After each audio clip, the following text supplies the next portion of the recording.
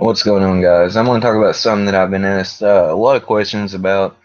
I've been getting a lot of messages about it, and that is Kimbo Slice and Ken Shamrock. That the fight at Bellator, and I'm going to tell you guys why it kind of pisses me off because that fight, and I have in the past, there has been what I believe probably quite a few fights fixed in the Pride days, maybe early UFC. I'm not 100% sure.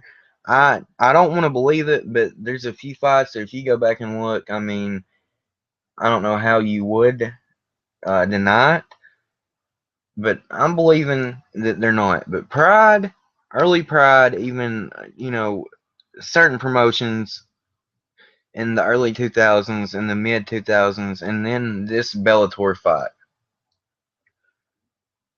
had to have been fixed. There is no, and I hate to admit that, there's no other way around it. And I'm going to tell you guys why it pisses me off. Because let's just say that you are a first time viewer of MMA, or you're a casual fan, and you tuned in because you heard a lot of hype around it. You know, it's supposed to be a big fight with big name guys. You tune in and see Ken Shamrock take a man down with ease two different times. You see him get in a rear naked choke, knowing that he is a submission wrestler, knowing that he has finished many of men with black belts, brown belts, etc. And Kimbo Slice, a guy that has little to no, I mean, don't the guy has been training. Don't get me wrong, but he has little to no training with this. I mean, he has no really skill at all. He is a boxer slash street fighter, or street fighter slash boxer is probably a better term. And I don't not like Kimbo Slice. I like Kimbo Slice, but you see, when he got in the UFC, when the competition was actually real, what happened? And I think that they're. Let's just break this fight down, right? Ken Shamrock gets him in a rear naked choke. There is no way that he should not have finished that choke. Kimbo Slice gets up, hits him a couple times, and the fight is pretty much over. Now, at the beginning of the fight, you can clearly tell Ken Shamrock is grabbing Kimbo Slice's hand, and they're talking to each other. Now, I have myself trained MMA. I trained MMA from 2007 to 2011.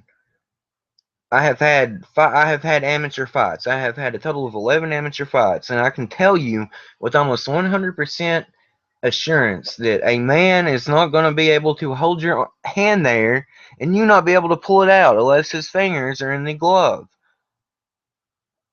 Because there's so many ways you could get it away or make him pay for putting that much thought into holding your freaking arm or hand or whatever.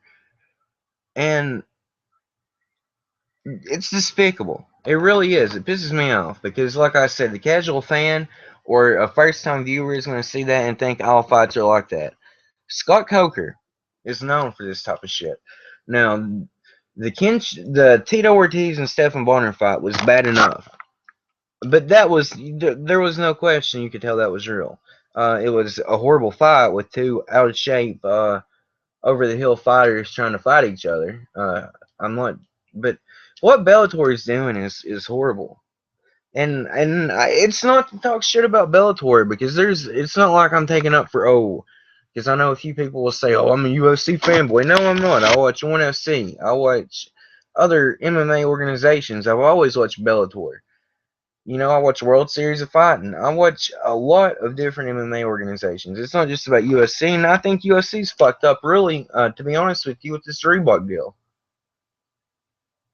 A lot of fighters are going to get irritated unless they're the top tier level and they're getting a lot of money from Reebok, and it's either gonna hurt UFC badly, or it is going to set up a thing where other, middle to top tier guys go to other organizations to try to get their money because a lot of people are going to lose a lot of money with this. It's not a smart idea.